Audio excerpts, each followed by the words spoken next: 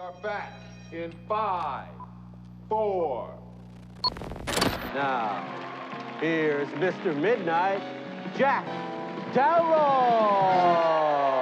Oh, good evening, night owls, and thank you for allowing me into your living rooms once again. Well, night owls, we've got a heck of a show in store for you tonight, and I'm very excited for you to see it all unfold before your very eyes. I really hope you love it.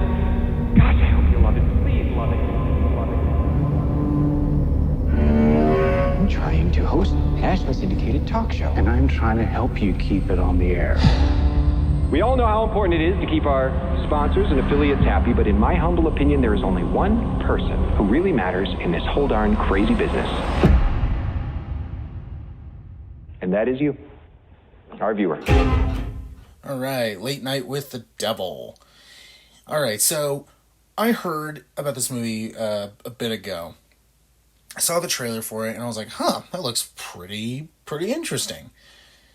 And then I completely missed it out when it was in theaters, and then finally it's now on Shudder, so I watched it, and I can now understand why a lot of people consider this to be one of the best films of the year. Because, wow, did this really surprise me on how good this actually was. So, the movie's about a late night host who, is kind of like down his luck. He has, it's like a late night show. He's competing with, I believe it was Johnny Carson, they said. And, ratings are going down. It's not working out quite well. So then he decides, okay, for a special Halloween show, we're going to do a bunch of Halloween stuff. And hopefully that'll pick up our ratings again. We'll be back on top again. So, it's all about the numbers. That's pretty much all what it's about. So they bring on somebody who has been involved with a patient who they believe, has a demon in them. So then this television broadcast that was trying to go smoothly throughout the night, it ends up becoming a disaster and going really wrong and possibly unleashing evil. So, yeah, that sounds sounds fabulous. I'll give the, it's David Dastmalchian, I believe. He's quickly becoming one of my favorite actors. Even in bit parts, much like the Boogeyman, and even in James Gunn, The Suicide Squad. Now he was very good in that. He's quickly becoming one of my favorite actors. This is basically it. This is basically his show. It feels almost like a one-man show at times, and he does a great job. He does a really great job. And he also plays a late night host really well. And I'm like, dude, I'm totally believing it. I kind of want you to have your own late night show. Because you're doing such a great job at pretending to be a late night host. And it's like, wow. You can actually make, if you want to do a late night show, dude, go ahead. You have my vote. And, it's super cool. It's 90 minutes long, but it feels kind of like a little slow burn. You're not quite sure, what is real, what is not. And it's really cool the way they kind of manipulate, your way of thinking and make you believe, are you seeing what you're seeing? Is that, is that real? Is it not? Stuff like that. It's really cool the way they do it. I also love how they almost treat this like it's a found footage film. And that's really cool too, because, what they say in the beginning of the movie is what you're about to see is an actual, taped version of what was aired. And then also in between, you're going to see some, behind the scenes stuff going on that, was kept away, that they just recently found and they edited in. And then those kind of feel like found footage, like type, like parts. And it's really cool the way they do it. They don't say like, hey, we're a found footage film.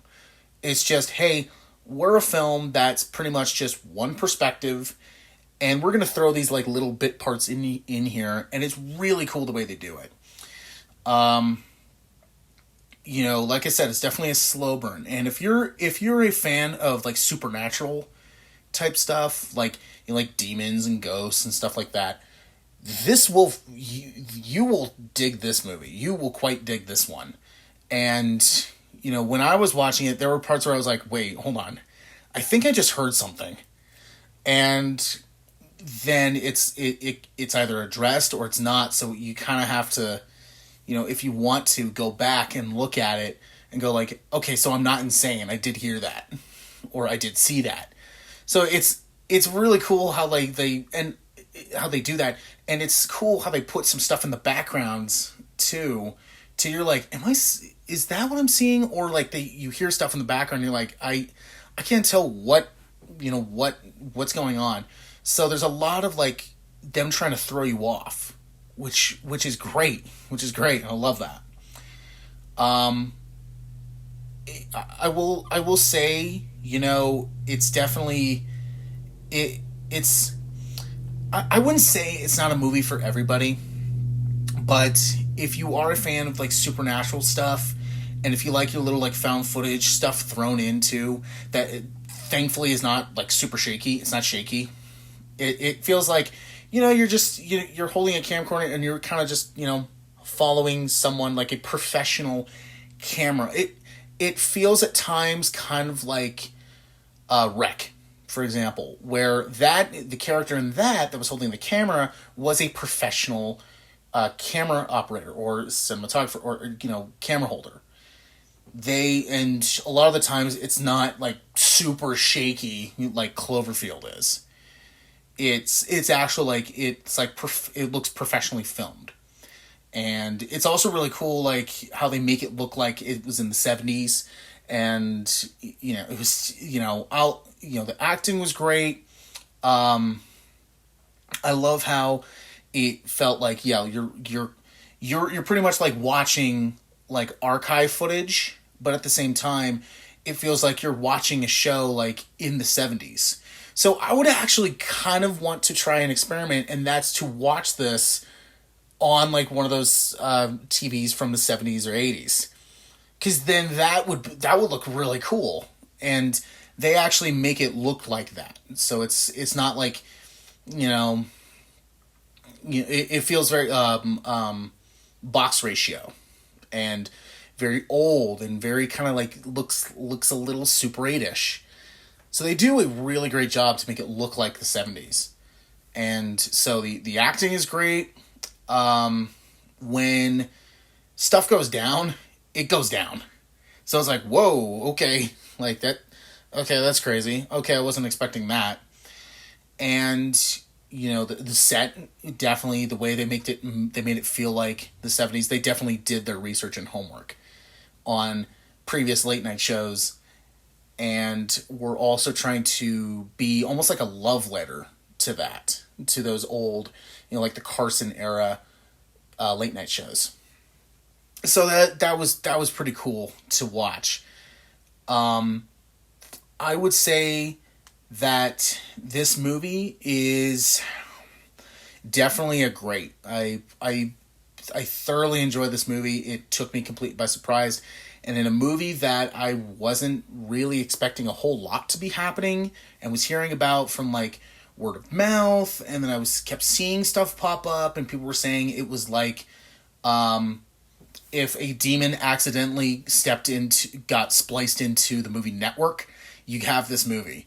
And I was like, okay, you kind of sold me right there. You kind of got me. So I'll check this out.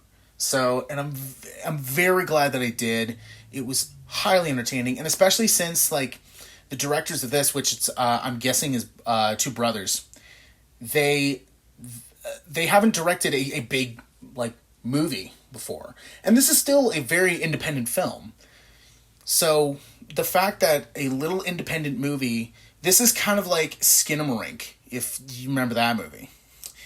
Skinamarink was that kind of same thing where it found its audience by word of mouth, and then Shudder obviously picked up the rights to it and said, hey, we'll help you out. And, you know, if you've seen Skinamarink and you like it or hate it, you know, that's up to you. But it feels in that same category. But with this one, it's getting more praise. It's getting more good reviews than Skinamarink did.